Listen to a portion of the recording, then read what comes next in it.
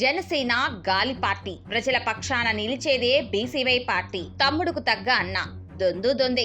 MLC వచ్చిందిగా, ఇక చాలు. పవన్ లాగే పార్టీని గాలికి వదిలేసిన నాగబాబు కేవలం ట్వీట్లతో కాలక్షేపం. జగన్ పాలన పుణ్యాన 100% స్ట్రైక్ రేట్ సాధించింది గాని నిజానికి జనసేనకు అంత సీన్ లేదు. రాష్ట్ర రాజకీయాల్లో నిన్న మొన్నటి దాకా ఆశగా కనిపించిన జనసేన ఇప్పుడు అడ్రస్ లేని పార్టీగా మారుతుంది. ఆ పార్టీ అధినేత పవన్ కళ్యాణ్ తీరు చుట్టపు చూపు అన్నట్లు ఉంది. ఇక ఆయన సోదరుడు నాగబాబు వ్యవహారం దొందు దొందే అన్నట్టుగా ఉంది. పదవి రానంత వరకు హడావుడి చేసిన నాగబాబు ఇప్పుడు ఎమ్మెల్సీ పదవి దక్కాక పార్టీని క్యాడర్ ను పూర్తిగా గాలికి వదిలేశారు. జనసేన కార్యకర్తలు పవన్ ను కలవలేరు. పోనీ నాగబాబు అయినా అందుబాటులో ఉంటారా అంటే అదీ లేదు. పార్టీ కార్యాలయం కంటే ఎక్కువగా ట్విట్టర్ లోనే కాలక్షేపం చేస్తున్నారంటుంది బీసీవై పార్టీ. ఇంకా ఇది జబర్దస్త్ ప్రోగ్రాం అనుకుంటున్నారో ఏమో కానీ క్షేత్ర స్థాయిలో పార్టీ పరిస్థితి అగాధంలోకి వెళ్తుంది. ద్వితీయ శ్రేణి నాయకులను పలకరించే నాదుడే కరువవ్వడంతో జనసేన గ్రాఫ్ రోజు రోజుకు పడిపోతుంది.